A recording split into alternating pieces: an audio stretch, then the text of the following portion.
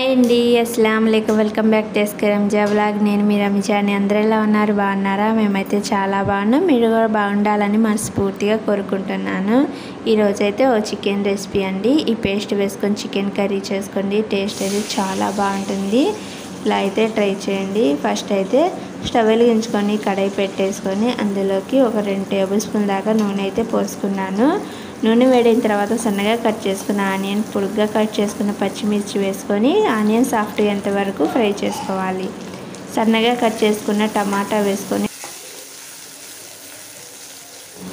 టమాటాలు సాఫ్ట్గా అయిపోయిన తర్వాత కొత్తిమీర, పుదీనా వేసుకొని కొత్తిమీర, పుదీనా కూడా ఫ్రై చేసుకోవాలి. ఇవన్నీ మంచిగా ఫ్రై చేసుకున్న తర్వాత 1 టేబుల్ స్పూన్ అల్లం వెల్లుల్లి పేస్ట్ వేసుకొని పచ్చివాసన పోయేంత వరకు ఫ్రై చేసుకోవాలి.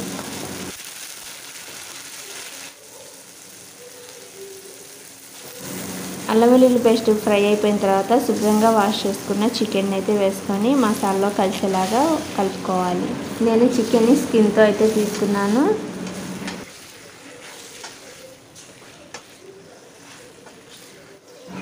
చికెన్ని ఒక 2 నిమిషాలు ఫ్రై చేసుకొని ఆయిల్లో టేస్ట్ తగ్గట్టు సాల్ట్, 1/2 టేబుల్ స్పూన్ పసుపు, ఒక రెమ్మ కరివేపాకు కూడా వేసుకొని చికెన్లో అంతా కలిసేలా కలుపుకొని మూత పెట్టేసుకొని ఉడికించుకోవాలి.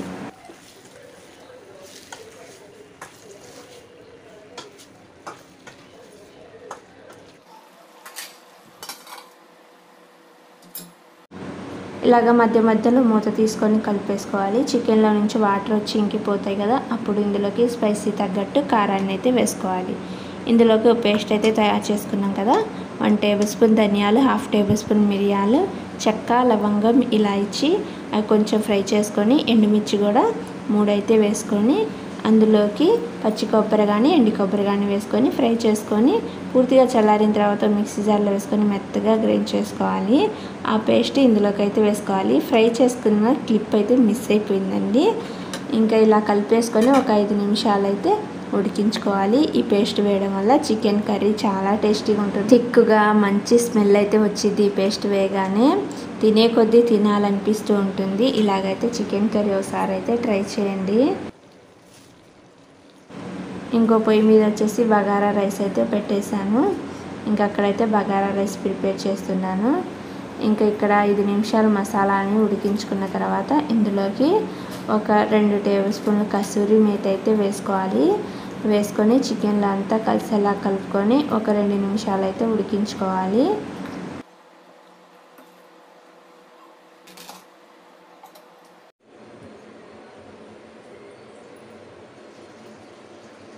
స్మెల్ అయితే సూపర్ వస్తుంది.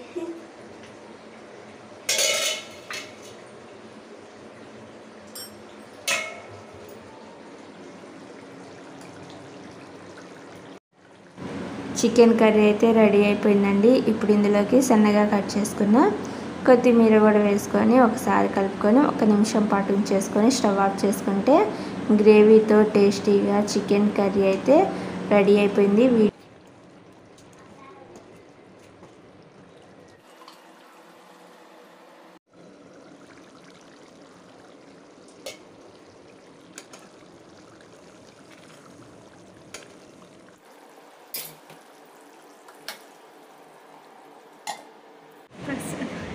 चमट खा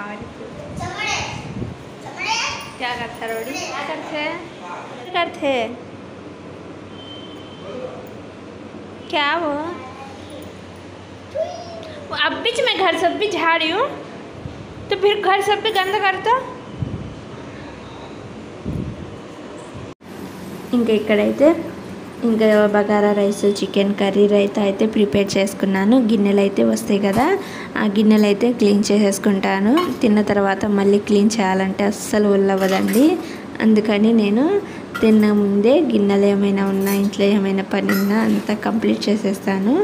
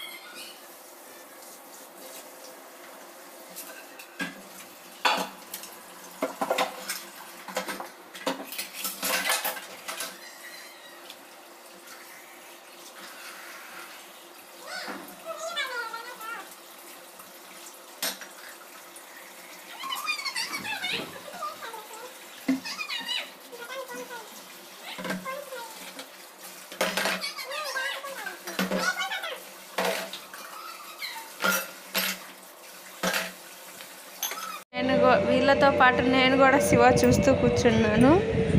ఇంకా పిల్లలు బొమ్మలు చూస్తుంటే ఇంట్రెస్ట్గా ఉంటే మనకు కూడా చూడాలనిపించింది కదా. శివ అయితే చూస్తున్నా, బాగుంది. ఖాయే చియా అయితే ముక్కలు వేసుకొని తినేసారండి.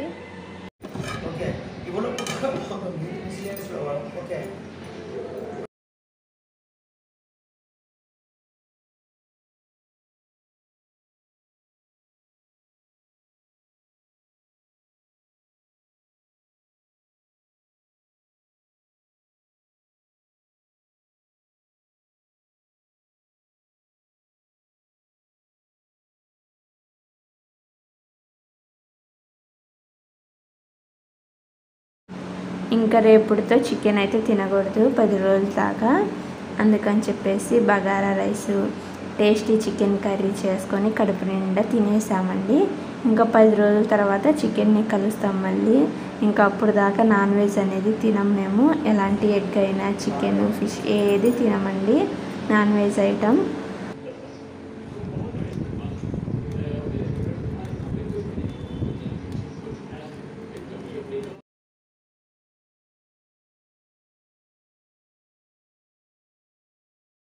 ఇక్కడ చూడండి, ఏందో ప్రయోగం చేస్తుండలే అనుకున్నాను.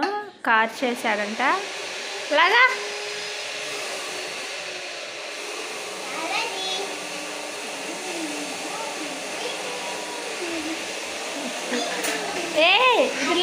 ఏందో చేస్తున్నాడులే అని చెప్పేసి నేనైతే పట్టించుకోలేదు.